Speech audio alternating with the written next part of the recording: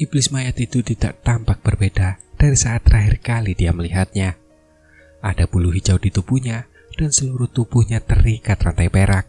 Belum lagi bahwa ia hanya memiliki satu lengan. Di sisi lain, Hanli meluangkan waktu untuk melihat seluruh ruang batu itu dengan seksama. Setelah menyadari bahwa ruang itu persis sama seperti saat ia meninggalkannya, ia merasa tenang dan melemparkan sebuah kotak giok ke lantai. Kemudian, ia menyematkan kantung binatang spiritual di pinggangnya dan memunculkan seberkas cahaya hitam di depannya. Binatang jiwa menangis baru saja muncul dalam bentuk miniaturnya yang setinggi 1 kaki. Begitu binatang itu muncul, ia langsung melihat iblis mayat terbaring di atas platform batu dan mulai melolong.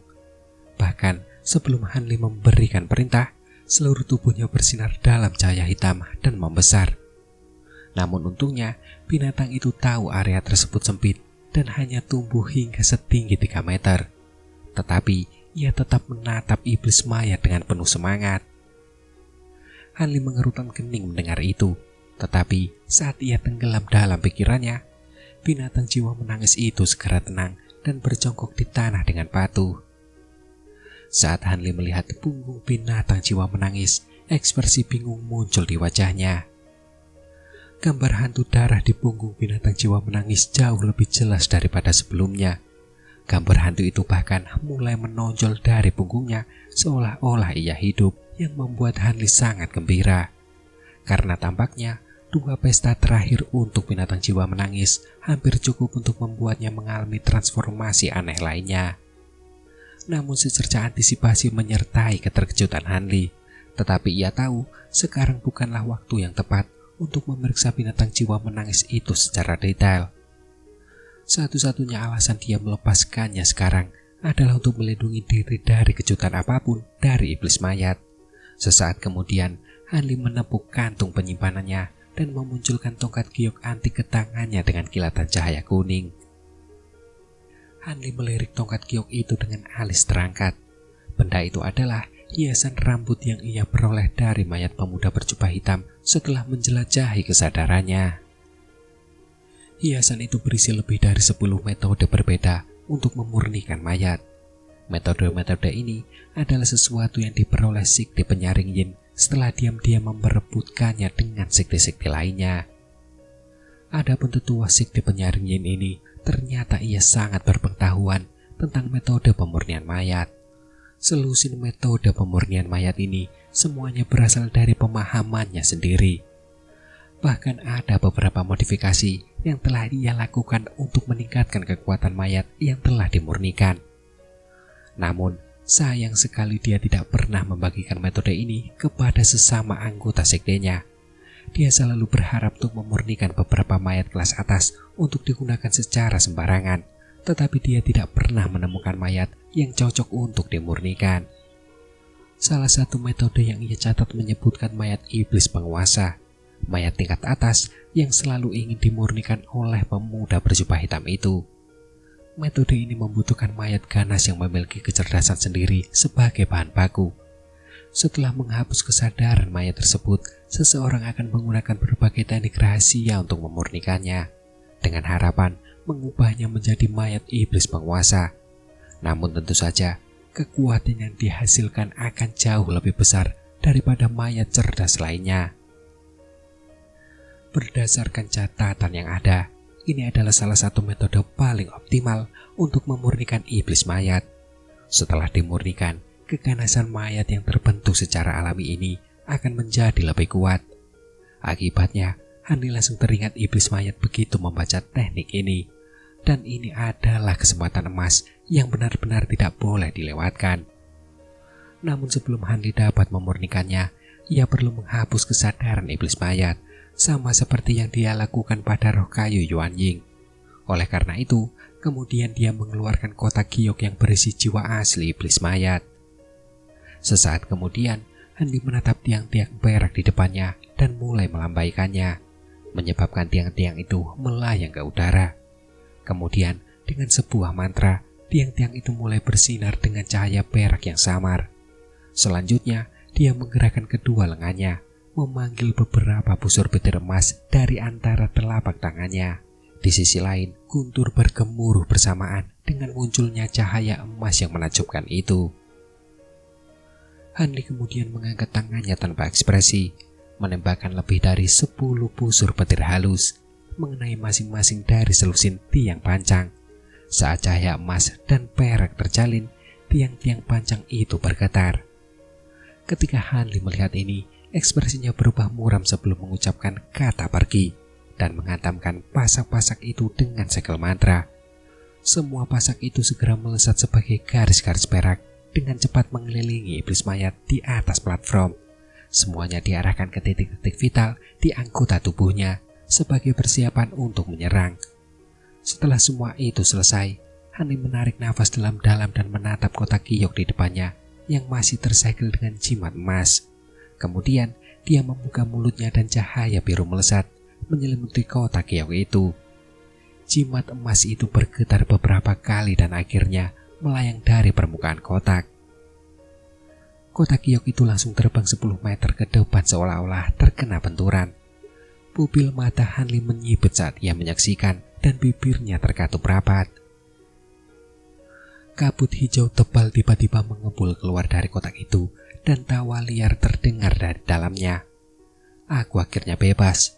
Siapa orang bodoh yang membebaskanku? Karena kau telah membebaskanku, aku akan memakan dagingmu. Hah, seorang kultivator Yuan Ying, ucap jiwa iblis mayat. Sesaat kemudian, kabut hijau mengembun membentuk wajah seorang wanita, dan itu persis sama dengan wujud manusia Yin Yue, kecuali cahaya hijau yang menakutkan yang memancar dari matanya. Namun di sisi lain, dia tampak terkejut saat dia melihat Hanli. Hanli juga terkejut melihat wajah yang begitu familiar, tetapi segera semua emosi menghilang dari wajahnya. Transformasi tubuh rubah iblis Yin Yue adalah sesuatu yang awalnya diciptakan oleh iblis mayat. Jadi penampilan ini memang sudah bisa diduga dari jiwa primal iblis mayat. Wajah hantu hijau itu tertegun sejenak sebelum tertawa dingin. Ia membuka mulutnya dan meniupkan angin yin yang sangat kuat. Wajah hantu itu segera tumbuh setinggi 3 meter dan menyerbu ke arah Hanli dalam upaya untuk memasuki tubuhnya. Namun, Hanli telah mempersiapkan diri untuk ini. Sekuat apapun iblis mayat itu ketika masih hidup, Hanli tidak takut padanya karena sekarang ia hanyalah jiwa purba yang telah terperangkap selama bertahun-tahun. Saat ia menyaksikan semua itu terjadi, kilatan dingin muncul di matanya. Tanpa menerima perintah, binatang jiwa menangis mendengus dan menyemburkan kabut cahaya kuning. Sesaat kemudian, cahaya itu menyapu separuh wajah hantu dan langsung mencegahnya bergerak. Apa ini? Ucap jiwa iblis mayat. Dengan kecerdasannya yang cepat, wajah hantu itu merasakan ada sesuatu yang tidak beres dan berusaha untuk membebaskan diri. Namun sayangnya, kemampuan binatang jiwa menangis itu khusus untuk menahan jiwa. Wajah hantu itu tidak hanya tidak dapat melarikan diri, tetapi juga perlahan-lahan diserap oleh kabut cahaya kuning. Wajah hantu itu kini dipenuhi rasa takut, tetapi dengan menunjukkan ketegasan, kabut hijau itu berayun dengan keras dan memisahkan bagiannya yang terperangkap dalam kabut cahaya kuning. Kemudian, ia memanfaatkan celah ini untuk bergejolak dan membentuk wajah hantu yang lebih kecil.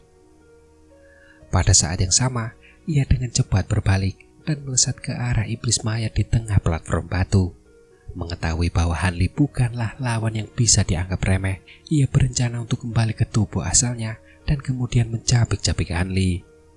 Di sisi lain, Hanli menyeringai melihat ini. Dengan tenang, ia menuju ke sekitar 10 pasak yang berputar di sekitar iblis mayat. Dan pasak-pasak itu langsung menimpanya secepat kilat begitu wajah hantu memasuki tubuh iblis mayat. Dengan hembusan angin, iblis mayat tiba-tiba mendapati seluruh organ vital dan anggota tubuhnya telah terkena pasak perak.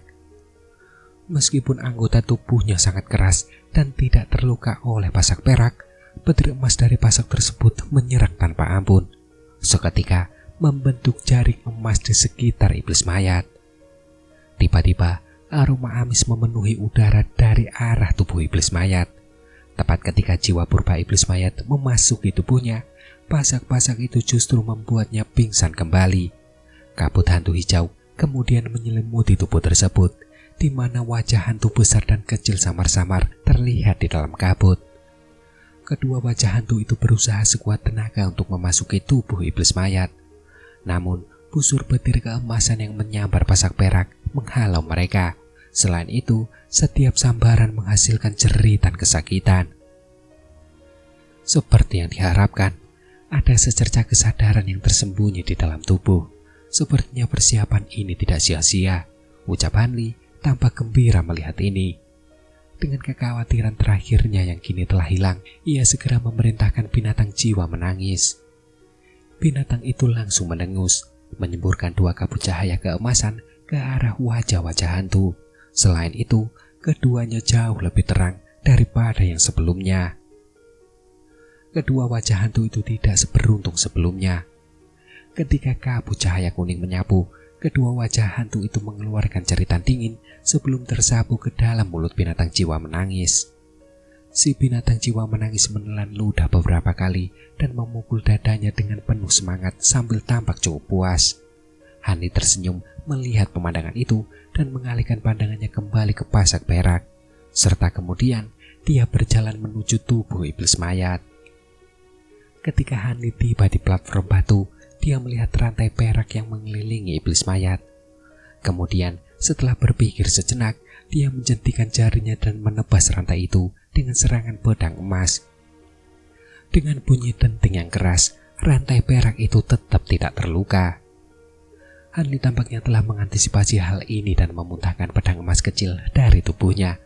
Dengan perintah segel tangan, pedang kecil itu bersinar terang dan melesat tanpa suara melewati rantai. Dengan dentang yang rapuh dan kilatan cahaya keemasan, sebuah lubang seukuran butir beras muncul di rantai tersebut. Melihat itu, ekspresi Hanli berubah.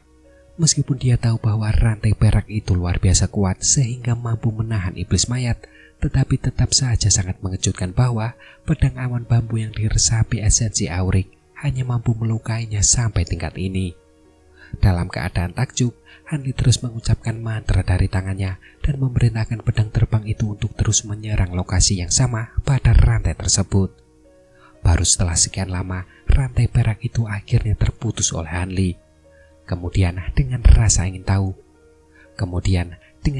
ingin tahu, ia menunjuk kedua potongan rantai perak yang telah terputus itu. Dan secara ajaib, rantai itu meluncur dari tubuh iblis mayat seolah-olah seekor ular dan terbang ke tangan Hanli. Setelah membelai rantai perak di tangannya, ia menemukan bahwa permukaannya sangat halus dan dipenuhi dengan aksara jimat kecil. Aksara-aksara itu sangat kecil sehingga hampir tidak dapat dilihat oleh mata manusia. Ekspresi Hanli berubah, keterkejutan juga nampak terpancar di matanya.